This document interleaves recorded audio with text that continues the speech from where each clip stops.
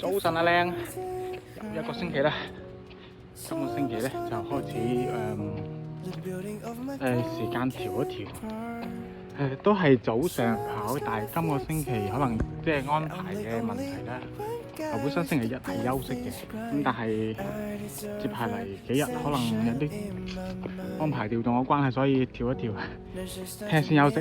所以今日就完成咗有氧慢跑，但係今日我做咗個自己嘅少少嘅調整啦。我哋通常都知道我哋跑步係有節奏咁呼吸，比如話需要衝刺嘅時候，可能係兩步一呼兩步一吸。咁啊，正常嘅大部分跑者嘅呼吸方式都係三步一呼三步一吸。咁可能有啲特別啲，可能衝刺或者係三步一吸，兩步一呼啊。有啲係我聽講過，好似係有個咁嘅理論嘅，即係話佢打破咗你常規嘅節奏，即係唔係話121咁樣嘅，就1、2、3吸3下，呼就2下，即係佢就話可以保證你最大嘅氧吸入體內，盡快將二氧化碳呼翻出嚟。呢個係用於衝刺嘅，咁但係嗰個可能係一啲技巧嘅用法，我暫時用唔到。但係我今日有氧慢跑，我都改咗我個呼吸方法。我過去係4步一呼4步一吸，咁今日我就嘗試下改咗我個係變咗3步一呼3步一吸。開始都係唔習慣，因為今日剛剛轉呢種呼吸嘅節奏。最唔習慣係咩呢？感覺呼吸個時間，因為佢縮短咗，由3步一呼3步一吸改成4步一呼4步一吸，佢個時間會長啲，節奏會長啲。但係如果變咗3步一呼3步一吸嘅話咧，佢個時間間隔就會比較短啲。咁從而我一開始最唔適應係咩呢？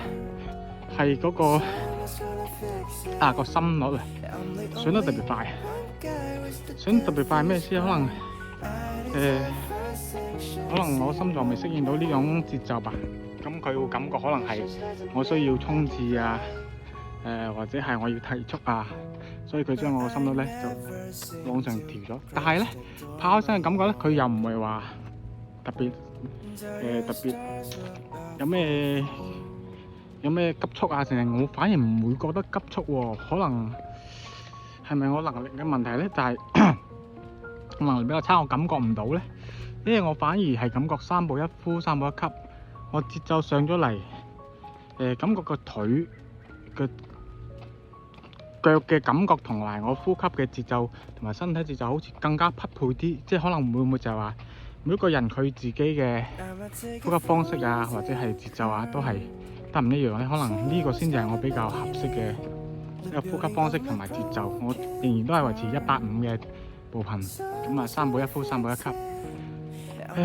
輕鬆咗，同埋咧配速會快咗，但係心跳上咗去，我唔知咩回事啦。我要再通過1個星期再或者一個月啦，或者先用1個月去調整試下呢種方式㗎。但係我跑起身嘅感覺係舒服咗嘅，即係唔會有時即係4步一呼4步一吸嘅話咧，一開始就係好順嘅有氧慢跑嘅恢復跑，我覺得好輕鬆好放鬆咁樣可以完成。但係開始3步一呼3步一吸咧，其實反而跑起身係真係輕鬆咗，但唔可以講即係同舒服嘅話恢復跑舒服嚟講咧，佢唔算。但係咧節奏感我反而覺得更加好啲，係咯。所以好多未知啊，或者再研究下啦，想請教其他大神啦。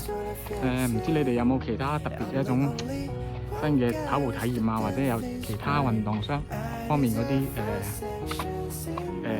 嘅經驗，大家分享下。我哋可以喺評論區溝通下。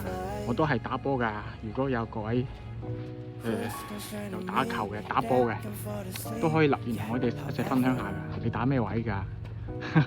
或者你有啲咩風光史啊，係嘛？大家可以攞出嚟講兩話齋，吹下水係嘛？緬懷下都好啦，都中年啦，開始係真係回憶殺啦。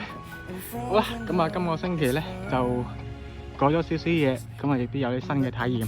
咁啊，我哋就今個星期就咁結束先啦，我哋下星期見啦，好啦，拜拜。